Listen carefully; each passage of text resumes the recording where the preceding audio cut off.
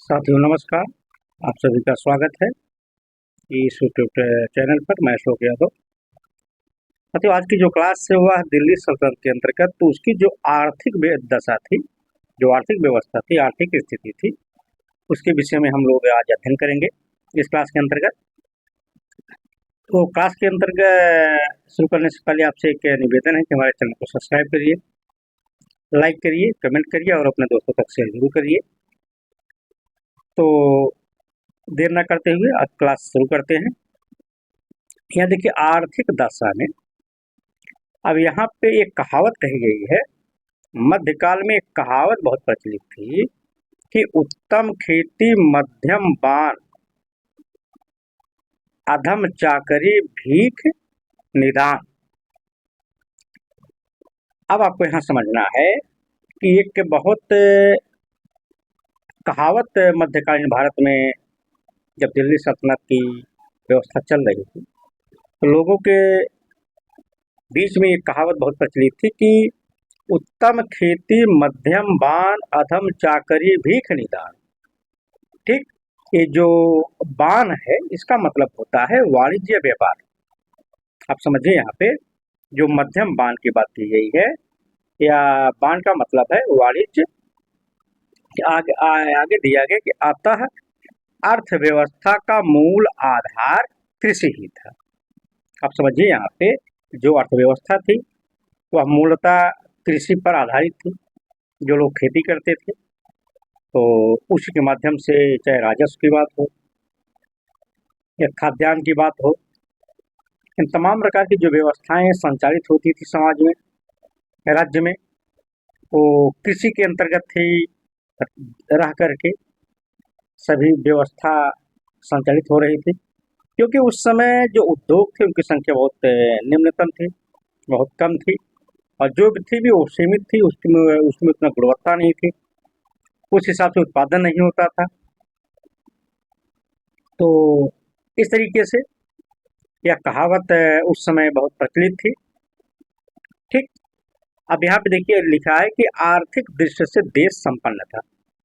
चाहे जो भी स्थिति रही हो, यहाँ पे जो भारत की स्थिति थी खेती की काफी उन्नत दशा में थी।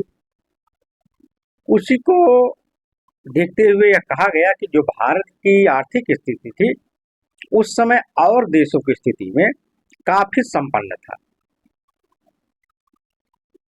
इसी को देखते हुए जो विदेशी आक्रमणकारी आए भी धन लूटने के लिए देश की संपन्नता को देखकर ही आए थे। ठीक, अब देखिए एक इतिहासकार आता है इब्न बतूता, यात्री भी है। ठीक, इब्न बतूता ने दिल्ली को संसार की सबसे बड़ी व्यापारिक मंडी बताया। भाई इब्न बतूता जो है यह कई देशों की यात्रा किया था। वहाँ हर जगह जा करके वहाँ की जो स्थिति सामाजिक, आर्थिक और तमाम तरह की जो सांस्कृतिक स्थिति वहाँ के देखा। जब भारत आए यहाँ की सारी स्थिति को उसने आकलन किया तो वह कहने से अपने आप को नहीं रोक पाया कि भारत की में जो दिल्ली है यह पूरी दुनिया जहाँ जहाँ घूमा वहाँ की मंडियों से दिल्ली की मंडी सबसे बड़ी है, सबसे विस्तृत थी। इतनी बड़ी मंडी पूरे संसार में कहीं नहीं थी।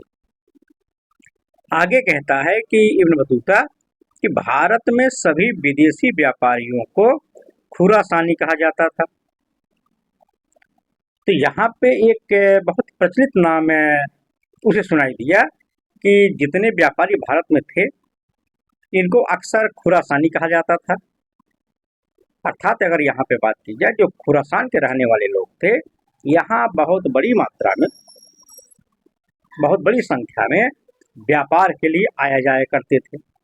उसी को देख करके इब्न बतूता कंफ्यूज हो गया और वह कहने लगा कि भारत में जो विदेशी व्यापारी थे उन्हें खुरासानी कहा जाता था। अब यहाँ देखिए इस समय देश के अंदर अनेक औद्योगिक केंद्र थे। वैसे भी अगर फिरोज शाह तुगलक की बात करें तो उसके शासनकाल में लगभग 36 उद्योग थे। उसी की तुलना अगर की जाए तो उससे लगता है कि उस समय देश में, दिल्ली सल्तनत के अंतर्गत देश में आवश्यकता के अनुसार उद्योग जो स्थापित किए गए थे, धीरे धीरे उसकी संख्या काफी बढ़ गई थी। यहाँ पे देखिए एक प्रदेश आ जाता है माबर प्रदेश। माबर प्रदेश को कहा गया था पांड्य देश, अर्थात जो दक्षिणी क्षेत्र है उसे माबर क्षेत्र कहा जाता था। और जो माबर क्षेत्र है अर्थात जो समुद्र का तटीय भाग है वह मोतियों के लिए बहुत प्रसिद्ध था। यहाँ पे यह प्रश्न बन सकता है कि कौन सा क्षेत्र ऐसा है जो मोतियों के लिए प्रसिद्ध था। तो आपको समझना है, तो जो पांड्य देश अर्थात जो माबर क्षेत्र है वह मोतियों के लिए काफी प्रसिद्ध था। अब देखिए यहाँ पे लिखा कि दौलताबाद मोतियों के व्यापार के लिए भी प्रसिद्ध था। जो दौलताबाद है, जो देवगिरी वाला क्षेत्र है, यहाँ भी जो मोती थे उसका जो व्यापारिक क्षेत्र था वो काफी विस्तृत था। अर्थात दौलताबाद में मोतियों का व्यापार बड़े पैमाने पर होता था, काफी प्रसिद्ध था कि दौलताबाद चलते हैं, वहां से मोती का व्यापार करते हैं। अब देखिए यहाँ पे दाओल बंदरगाह एक है, यहाँ बहुत बड़ी मात्रा में तांबा पाया जाता था। ठीक, इस बंदरगाह पर व्यापार के माध्यम से काफी बड़ी संख्या में तांबा को लेके आया जाता था। अब देखिए एक बंदरगाह का और नाम आ जाता है गुजरात के रंदेर बंदरगाह। ठीक, गुजरात में एक बंदरगाह था जिसका नाम था रंदेर। इस बंदरगाह पर चीन और मलाया से विभिन्न वस्तुएं आती थी। अर्थात जो गुजरात का बंदरगाह क्षेत्र था, इस बंदरगाह से चीन और मलाया के विभिन्न जो व्यापारिक के आदान प्रदान था, काफी बड़ी मात्रा में जो वस्तुएं थी वहां से मंगाई जाती थी और भेजी भी जाती थी। अब देखिए बयाना नील उत्पादन का केंद्र था। जो बयाना का क्षेत्र है यहाँ काफी बड़ी मात्रा में नील का उत्पादन होता था। अब यहाँ देखिए सिंध में देवल अंतरराष्ट्रीय बंदरगाह था, जो सिंध का क्षेत्र है। यहाँ पे एक देवल बंदरगाह है जो अंतरराष्ट्रीय स्तर पर काफी प्रसिद्ध था। अब देखिए एक और दिया है कि यहाँ के सरस्वती नगर में से सर्वोत्तम प्रकार के चावल दिल्ली आता था। अब देखिए यहाँ से जो देवल अंतरराष्ट्रीय बंदरगाह है, यहाँ से सरस्वती नगर एक था, सरस्वती नगर था, वहां से जो उच्च कोटि का चावल होता था उसे दिल्ली ले जाकर वहां पे बेचा जाता था, उसका व्यापार होता था। अब देखिए टसर, ईरी, मूंगा एवं केवल असम से प्राप्त चंपा रेशम की कई भिन्न किस्में थी। आगे लिखे बंगाल के सोनगांव एवं मुर्शिदाबाद से रेशम का आयात होता था।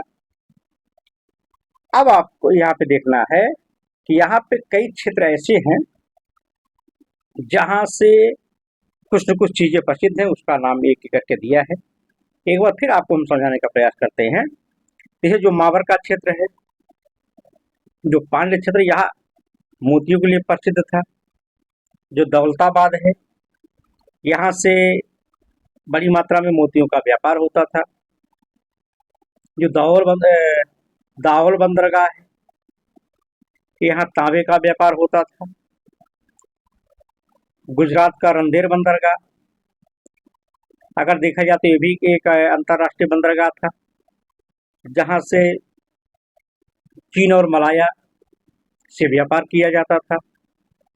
उसके बाद जो बयाना का क्षेत्र है, बयाना से नील का व्यापार होता था। जो सिंध में देवल अंतरराष्ट्रीय बंदरगाह है, यहाँ से सरस्वती नगर के जो सर्वोत्तम प्रकार के चावल होते थे उसे लाकर दिल्ली में बेचा जाता था। उसके बाद यहाँ दिया है कि टसर, इरी, मूगा एवं केवल असम से प्राप्त चंपा, ये सब क्या है, रेशम की किस्में हैं। ठीक। अब आगे बंगाल का एक स्थान है सोनगांव और मुर्शिदाबाद, यहाँ से रेशम का आयात होता था। अब देखिए यहाँ रेशम के कीड़े पाले जाते थे, अर्थात सोनगांव मुर्शिदाबाद है, यहाँ पर रेशम के कीड़े पाले जाते थे यहाँ पे। परंतु कच्चा रेशम केवल रेशमी धागों को कहा जाता था, अर्थात जो कच्चा रेशम होता था एवं रेशमी धागों को कहा। अधिक परिणाम में ईरान और अफगानिस्तान से आयात होता था। देखिए अगर बात की जाए भाई यहाँ पे तो होता था, लेकिन उतने बड़े पैमाने पर यहाँ पे उत्पादन नहीं हो पाता था, इसलिए रेशम और जो रेशमी धागे होते थे उसको आवश्यकता की पूर्ति के लिए भारत में इसकी बहुत अधिक मांग थी, तो ईरान और अफगानिस्तान से इसे मंगाया जाता था, लोगों की आवश्यकता की पूर्ति हो सके। आगे देखिए 16वीं शताब्दी में जाकर के बंगाल रेशम उत्पादन एवं कीट के उत्पादन पालन में विश्व भर में सर्वप्रथम हो गया। लेकिन जैसे जैसे समय बीतता रहा, लोगों की आवश्यकताएं बढ़ती रही, लोगों ने सोचा कि हम बाहर से सामान क्यों मंगाएं, अगर अपने यहाँ ही अच्छे से हम उत्पादन करने लगे तो और अच्छा रहेगा। इसी को ध्यान में रख करके यहाँ के जो किसान थे, जो व्यापारी थे, यहाँ रेशम के जो कीट होते थे उसका उत्पादन करने में इंटरेस्ट रखने लगे, रुचि दिखाई, और काफी बड़ी मात्रा में रेशम का उत्पादन बंगाल में किया जाने लगा, और इतने बड़े पैमाने पर किया जाने लगा कि एक समय ऐसा आया कि जो बंगाल का क्षेत्र है रेशम का उत्पादन और जो रेशम के कीड़े पाले जाते थे, या पूरी दुनिया में सबसे ज्यादा यहाँ होने लगा। अब आगे लिखा कि रेशमी कपड़ों पर सोने एवं चांदी के काशीदार के लिए गुजरात प्रसिद्ध था, अर्थात जो रेशमी कपड़े होते थे उस पर सोने और चांदी की जो नक्काशी होती थी, जो उस पर डिजाइनें बनाई जाती थी, वह गुजरात में बहुत बड़े पैमाने पर हुआ करता था। इसके लिए गुजरात काफी प्रसिद्ध था कि भाई चलते हैं गुजरात में, वहां पे जो रेशमी कपड़े हैं उस पर बहुत अच्छे तरीके से सोने और चांदी की नक्काशी की जाती है। आगे लिखे कि अहमदाबाद पटोला कपड़े के लिए प्रसिद्ध था। अहमदाबाद का जो क्षेत्र है यहाँ पे एक कपड़े का प्रकार है, वह है पटोला। पटोला कपड़े के लिए अहमदाबाद काफी प्रसिद्ध था। आगे लिखे कि अलाउद्दीन खिलजी ने खंभात के रेशमी कपड़ों पर रोक लगा दी थी। अलाउद्दीन खिलजी जब खंभात के रेशमी कपड़ों को देखा जो यहाँ पे व्यापार होता था, तो इसको रोक लगा दिए, कहा कि अब यहाँ से आयात निर्यात नहीं होगा। आगे लिखे गुजरात का अहिलवाड़ व्यापारियों का तीर्थ स्थल था।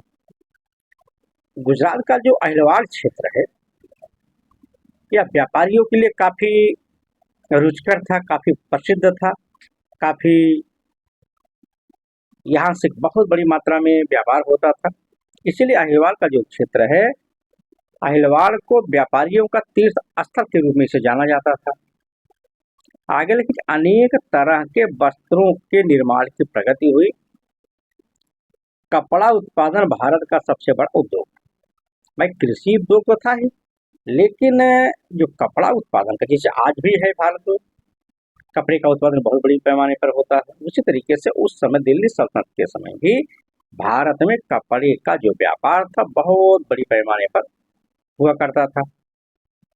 अब देखिए इनमें किरपास या करपास, किरपास जो होता था सूती वस्त्र थे, खुज्जे दिल्ली अर्थात दिल्ली में बना सूती वस्त्र, तस्बीह, तबरेज, कंजमावरी, कैलिको, ये जो तमाम प्रकार के हैं ये सब कपड़े के प्रकार हुआ करते थे।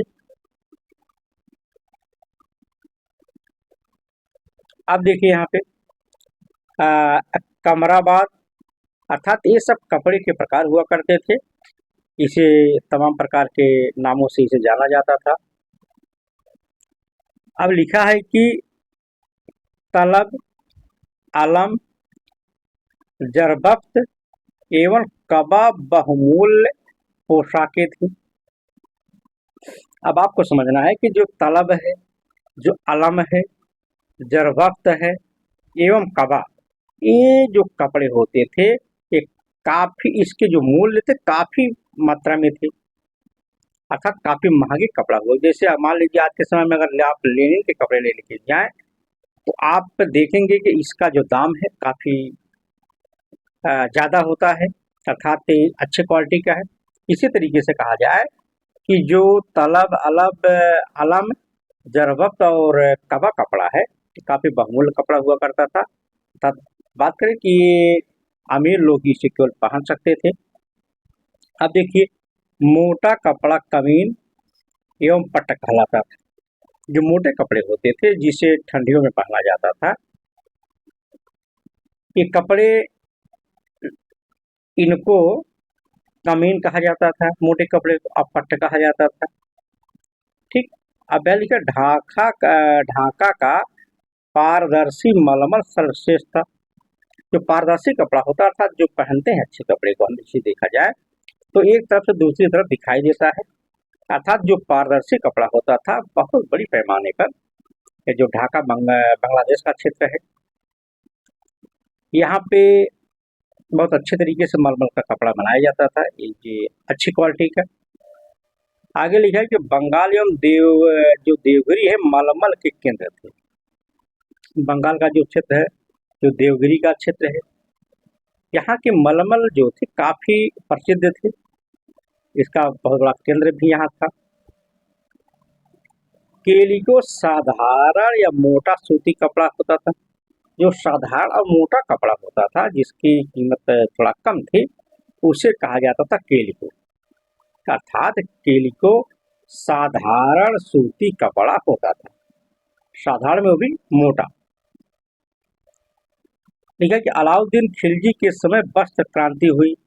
जब अलाउद्दीन खिलजी शासक बनता है तो उस समय कपड़े के क्षेत्र में बहुत बड़े पैमाने पर परिवर्तन होता है, जिसे वस्त्र क्रांति के नाम से जाना गया। आलसी नामक महंगा कपड़ा रूस एवं सिकंदरिया से आता था, जिसे सुल्तान भेंट में देता था। अब यहाँ पे समझना है कि भारत का व्यापार रूस और सिकंदरिया से भी होता था, और रूस और सिकंदरिया से जो मंगाया जाता था वह आलसी नामक महंगा कपड़ा होता था, उसे वहां से मंगाया जाता था, जिसे सुल्तान भेंट में देता था। अगर किसी को भेंट देना है तो इस प्रकार के कपड़े को किसी को भेंट के स्वरूप पर प्रदान किया करता था। अब देखिए, तो कपड़े की बात हो गई। अब बात करेंगे धार, गेहूं और पान के लिए। पर ये धार नामक जो क्षेत्र है, यह गेहूं एवं पान की खेती के लिए काफी प्रसिद्ध था। आगे लिखे, मोहम्मद बिन तुगलक ने धार में एक विशाल खानगाह के निर्माण का आदेश दिया था। कन्नौज इत्र एवं शक्कर के लिए काफी प्रसिद्ध था। जो कन्नौज का क्षेत्र है आज भी इत्र के लिए या सुगंधित जो तेल होते हैं उसके लिए काफी पहले भी प्रसिद्ध था, आज भी उसी तरीके से कन्नौज प्रसिद्ध है। शक्कर जो चीनी होती है उसके लिए भी प्रसिद्ध था। आगे के 50 घोड़ों का जो वाहक होता था उसे कसी कहा जाता था, अर्थात जिसके पास 50 घोड़े होते थे, जो 50 घोड़ों को लेकर चलता था, उसे कसी कहा जाता था। अफगान लोदी घोड़े के व्यापारी के रूप में प्रसिद्ध थे। जो अफगानी थे, जो लोदी, जो अफगान के रहने वाले लोदी ये लोग थे, ये घोड़े के व्यापारी हुआ करते थे, उसी के नाम से इन्हें जाना गया।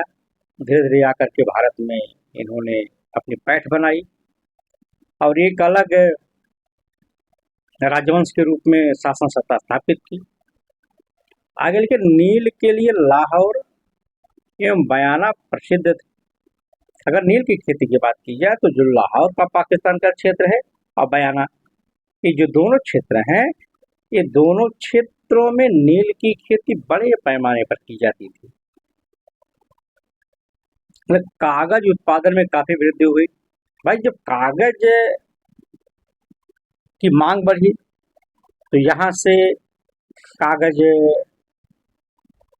का उत्पादन भी होने लगा, लिखने पढ़ने के लिए और तमाम प्रकार की जो खबरें होती थी छापने के लिए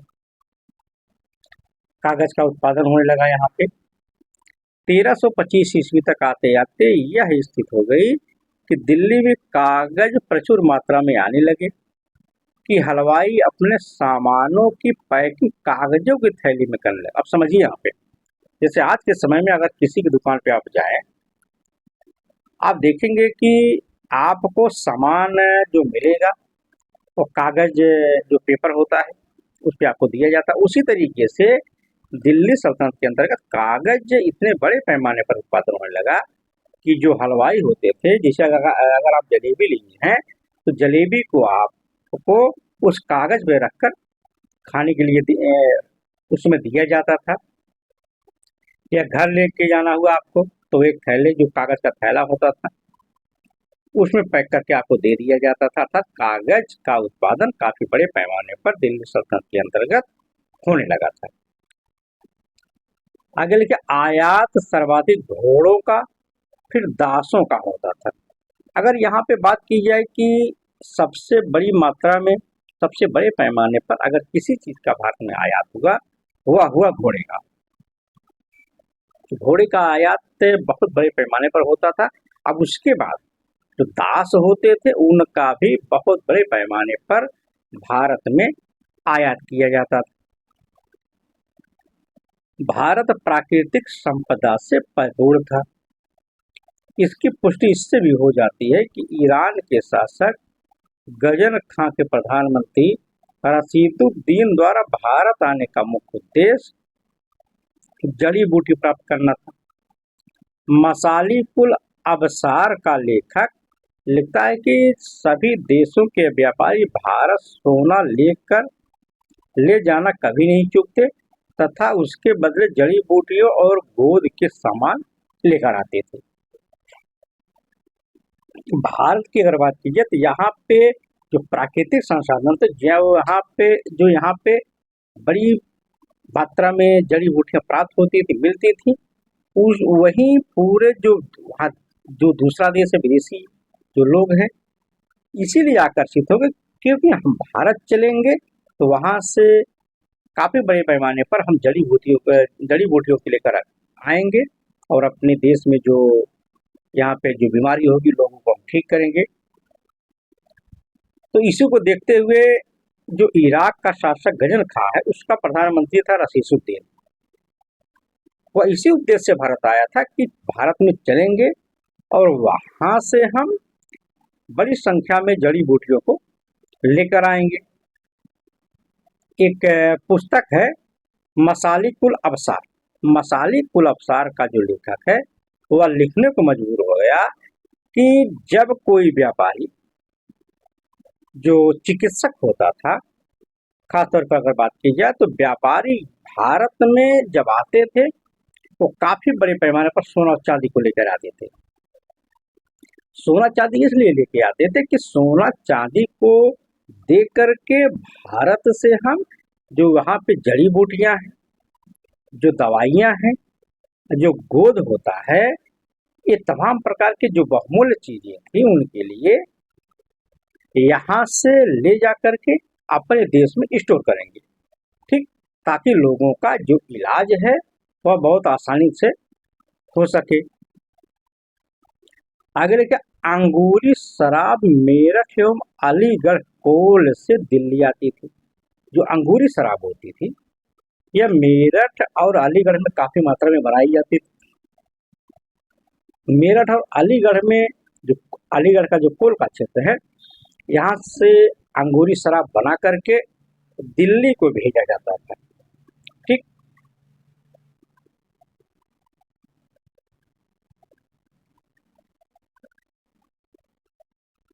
अब यहाँ देखिए,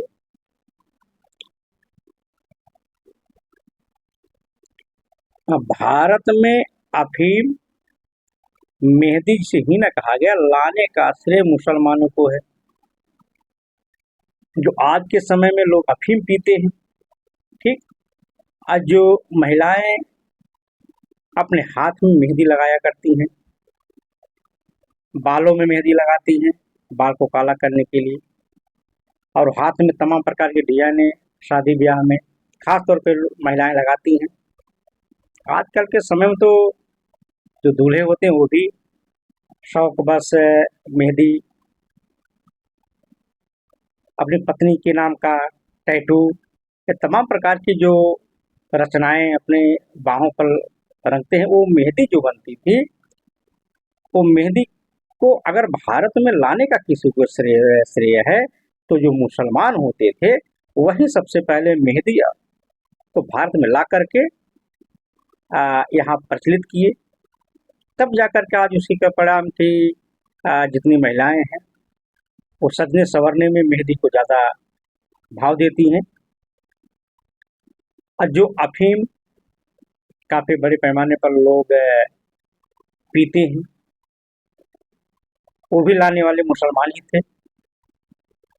आगे लेके जोधपुर अनारों के लिए प्रसिद्ध था। जो अनार होते हैं, जब किसी के शरीर में खून की कमी होती है तो डॉक्टर बोलते हैं कि आप जा कर के अनार को खाइए या अनार का जूस पीजिए।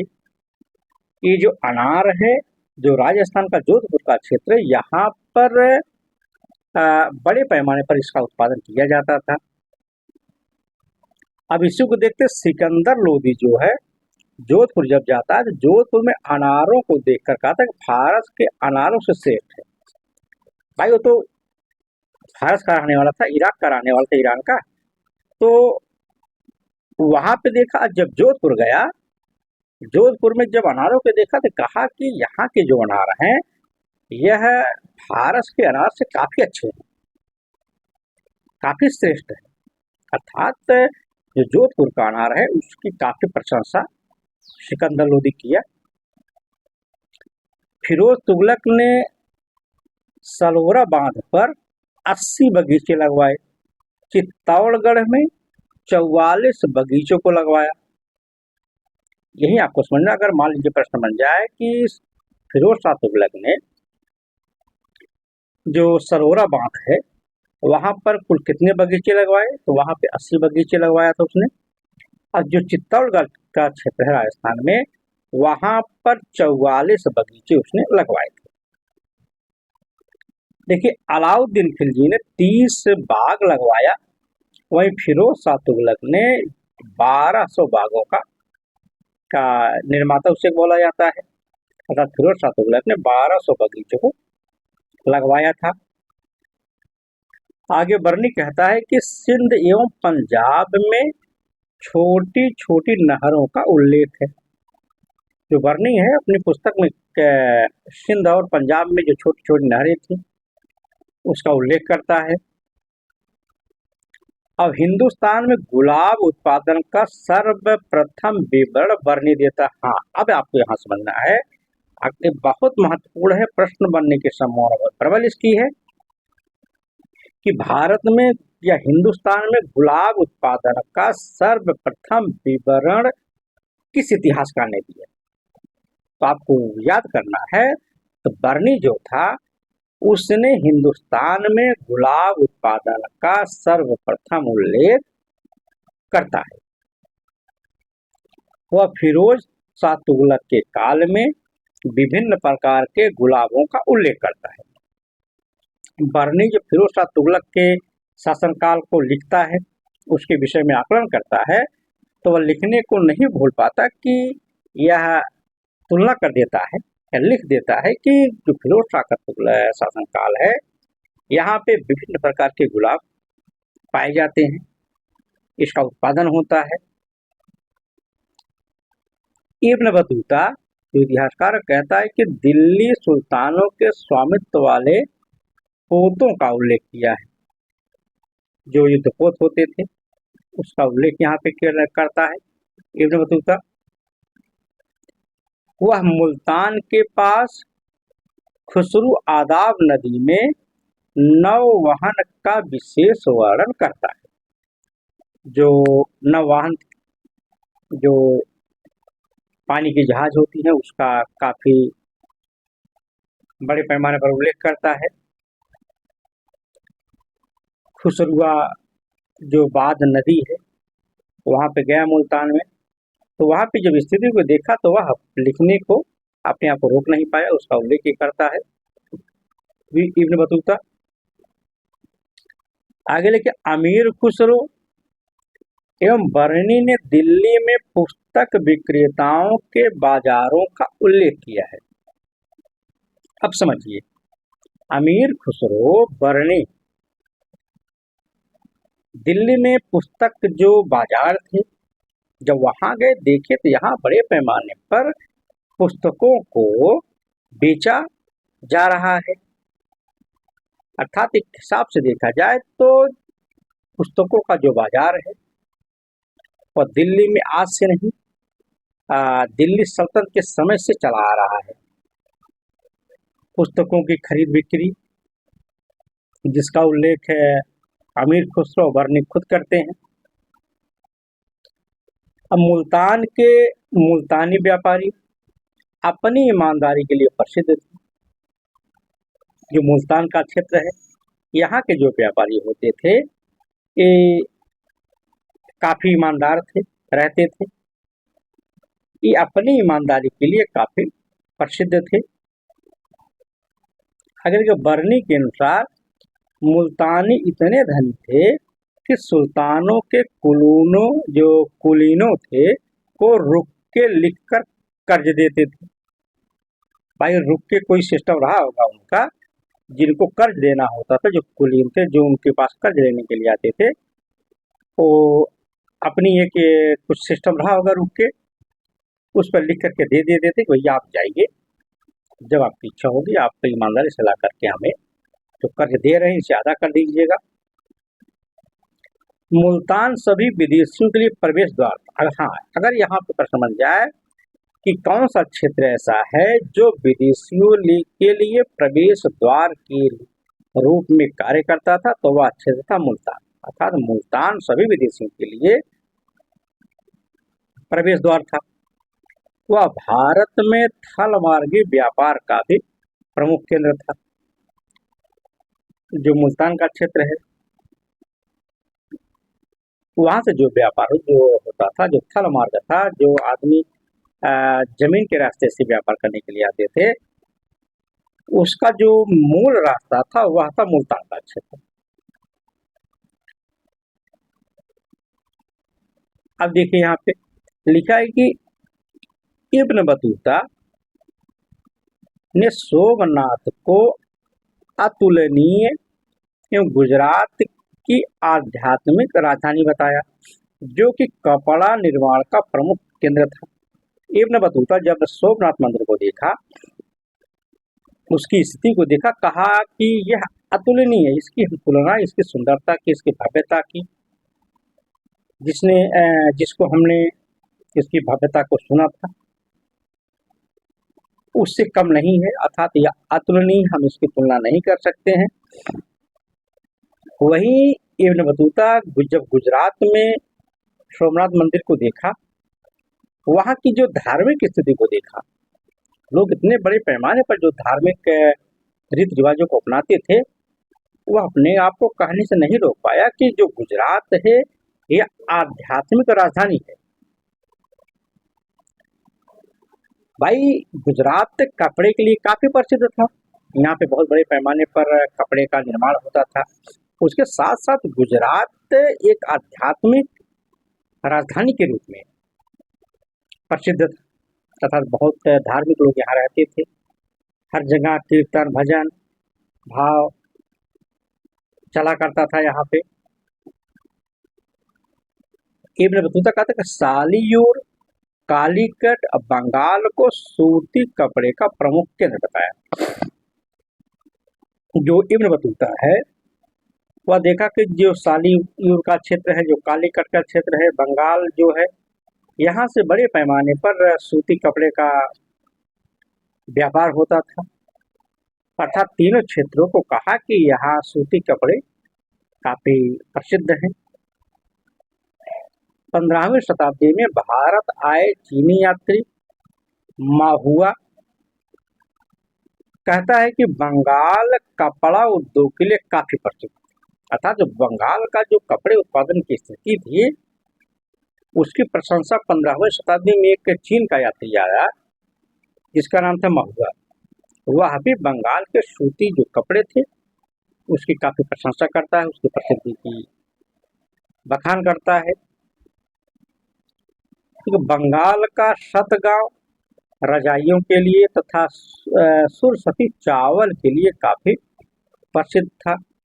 मालवा का धार पान के लिए, आगरा नील एवं गेहूं के उत्पादन के लिए काफी प्रसिद्ध था।